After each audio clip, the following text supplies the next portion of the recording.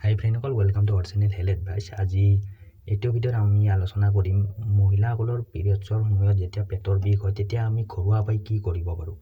সাধাৰণতে আপোনাৰ যিটো পিৰিয়ডছৰ সময়ত পেইন হয় তাৰ কাৰণ হ'ব পাৰে আপোনাৰ ইউটেৰাছৰ যিটো মাছল কণ্ট্ৰেকশ্যন হয় তাৰ কাৰণে হ'ব পাৰে, বা হৰমনেল চেঞ্জৰ কাৰণে হ'ব পাৰে, বা লাইফষ্টাইল চেঞ্জৰ ওপৰতো হ'ব পাৰে। তো পিৰিয়ডছৰ সময়ত যেতিয়া পেইন হয় আমি ঘৰুৱাভাৱে কি কৰিব পাৰোঁ।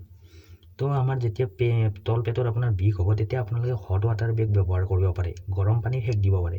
আপুনি পানী যিখিনি আপুনি সহ্য কৰিব পাৰে সেই হিচাপত আপুনি পানী গৰম কৰি ল'ব। গৰম কৰি লৈ আপুনি হট ৱাটাৰ বেগ এটা ব্যৱহাৰ কৰিব, ব্যৱহাৰ কৰি লাহে লাহে সেক দিব পাৰে। বা আপুনি বটল এটাতো আপুনি গ্লাছৰ বটল এটাত পানী গৰম কৰি লৈ কাপোৰেৰে ভালকৈ মেৰিয়াই লৈ তেনেকৈ লাহে লাহে সেক দিব পাৰে।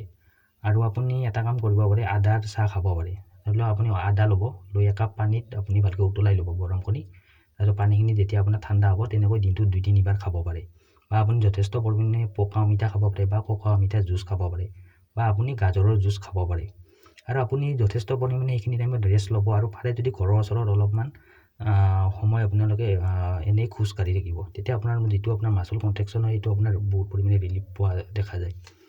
তো আপুনি যদি বাৰে বাৰে পেইন হৈ থাকে তেতিয়াহ'লে আপুনি এটা কাম কৰিব পাৰে, আপুনি সদায় আপুনি ৰাতিপুৱা 20 মিনিট সময় ৱাকিং এক্সাৰচাইজ কৰিব পাৰে, বা লাহে লাহে দৌৰিব পাৰে আপুনি।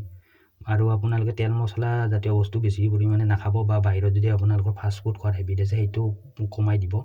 আৰু ৰেগুলাৰ আপোনাৰ দিনে আপোনাৰ 20 মিনিট সময় পাৰে যদি অকণমান এক্সাৰচাইজ কৰিব। আৰু আপোনালোকে শাক পাচলি ফল মূল যথেষ্ট পৰিমাণে খাব, বা গাজৰৰ জুচো আপোনালোকে খাব পাৰে। আৰু যদি আপোনালোকৰ যদি বেছি পৰিমাণে যদি আপোনাৰ তেনেকৈ পেইন হৈ থাকে তেতিয়াহ'লে আপোনালোকে এজন ভাল স্ত্ৰীৰোগ বিশেষজ্ঞ ডক্তৰক দেখুৱাটো আপোনালোকৰ উচিত হয়। তো ফ্ৰেণ্ডসকল, ভিডিঅ'টো আজি এইখিনি বিষয়ে আলোচনা কৰিবলৈ ভিডিঅ'টো বনাইছিলোঁ। যদি ভিডিঅ'টো আপোনালোকৰ ভাল লাগিছে তেতিয়াহ'লে ভিডিঅ'টো লাইক কৰিব আৰু ছাবস্ক্ৰাইব কৰিব, আৰু আমাৰ চেনেলটো শ্বেয়াৰ কৰিব।